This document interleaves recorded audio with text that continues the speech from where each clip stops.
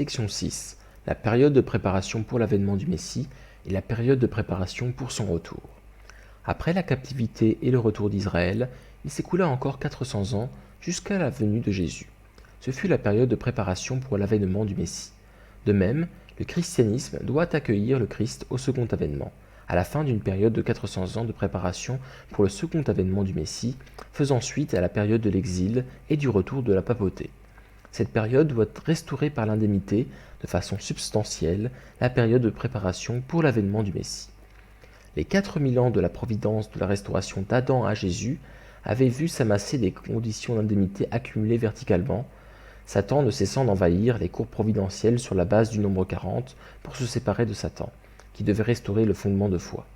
La période de préparation pour l'avènement du Messie aurait dû être la période finale de l'histoire providentielle, durant laquelle toutes ces conditions auraient été restaurées horizontalement par l'indemnité.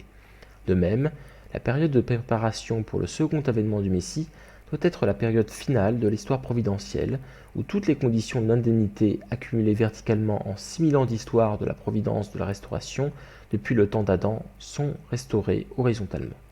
Revenus de la captivité à Babylone, les Juifs posèrent un fondement de foi.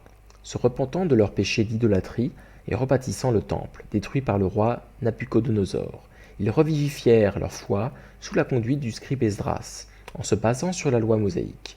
Puis ils se mirent à préparer la venue du Messie en se conformant aux paroles du prophète Malachie.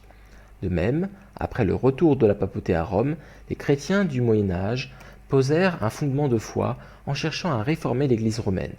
Ces efforts aboutirent à la réforme protestante menée par Martin Luther. Avec ce mouvement, la lumière de l'Évangile a percé l'obscurité de l'Europe médiévale et de nouveaux chemins se sont ouverts pour la foi. L'un des enjeux de la période de préparation pour l'avènement du Messie était de restaurer par l'indemnité, au niveau image, les quelques 40 ans précédant l'entrée de Jacob en Égypte. C'est la période de sa vie comprise entre son retour d'Haran en Canaan et son entrée en Égypte avec sa famille. La période de préparation pour le second avènement du Messie doit restaurer cette période par l'indemnité de façon substantielle. Dans cette période, les chrétiens ont donc dû souffrir tribulations et difficultés comme l'avait fait la famille de Jacob jusqu'à sa rencontre avec Joseph en Égypte, ou comme ils le firent les Juifs avant de rencontrer Jésus. Plus précisément, dans l'ère providentielle de la restauration, les personnes étaient justifiées devant Dieu par des conditions extérieures, telles qu'obéir à la loi mosaïque et offrir des sacrifices.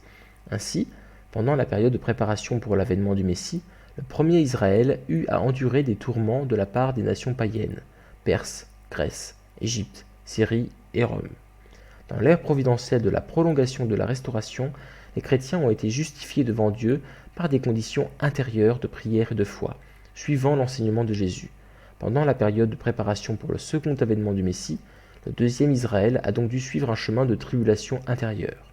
Les idéologies humanistes de la Renaissance et des Lumières, tout autant que l'appel à la liberté religieuse issue de la Réforme, ont créé une profusion de philosophie et de théologie, semant une grande confusion dans la foi chrétienne et un certain trouble dans la vie spirituelle des personnes.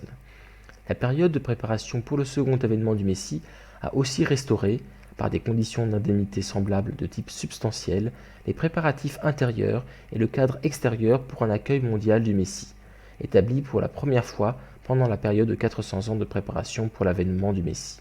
En préparation de la première venue du Christ, Dieu avait envoyé le prophète Malachie 430 ans à l'avance pour éveiller chez le peuple élu une forte attente messianique. En même temps, Dieu avait incité les Juifs à réformer leur religion et approfondir leur foi pour faire des préparatifs intérieurs nécessaires en vue de recevoir le Messie. Parallèlement, Dieu fit naître chez les peuples du monde entier des religions adaptées à leur situation et leur culture locale, leur permettant de faire les préparatifs intérieurs pour recevoir le Messie. En Inde, Dieu établit le bouddhisme grâce à Gautama Bouddha, 565-479 avant Jésus-Christ, pour un nouveau développement à partir de l'hindouisme. En Grèce, Dieu inspira Socrate, 470-399 avant Jésus-Christ, et ouvrit le brillant âge de la civilisation de la Grèce classique. En Extrême-Orient, Dieu suscita Confucius, 551 avant Jésus-Christ à 479, dont les enseignements posaient les règles de l'éthique humaine. Jésus devait venir sur ce fondement de préparation au niveau mondial, et par ses enseignements, il devait rassembler le judaïsme, l'hellénisme, le bouddhisme et le confucianisme. Il devait unir toutes les religions et civilisations en une seule civilisation mondiale fondée sur l'Évangile. Depuis la Renaissance, Dieu a œuvré pour créer le cadre religieux, politique et économique favorable à la mission du Christ au second avènement. Cette période doit restaurer par l'indemnité de façon substantielle la période antérieure durant laquelle Dieu avait établi le contexte mondial préparant la venue de Jésus. Sous l'impulsion de la Renaissance, pratiquement tous les domaines de l'activité humaine, politique, économie, culture et sciences ont connu une progression soutenue. Ces domaines sont aujourd'hui à leur apogée, créant un environnement mondial propice à l'œuvre du Christ au second avènement. À l'époque de Jésus, l'Empire romain a exercé son pouvoir sur de vastes étendues tout autour de la Méditerranée, que quadrillait en tous sens un réseau de transport évolué et dense. C'était le centre d'une vaste civilisation hellénique, unie par la langue grecque. Tout était donc en place pour transmettre rapidement les enseignements du Messie, depuis Israël où vivait Jésus, jusqu'à Rome, puis au monde entier. Notre époque du second avènement voit l'influence des puissances occidentales porter de même la sphère de la démocratie politique aux confins du globe. Le progrès rapide des transports et des communications a amplement comblé le fossé entre l'Orient et l'Occident, et les contacts très poussés entre langues et cultures ont beaucoup rapproché les pays du monde.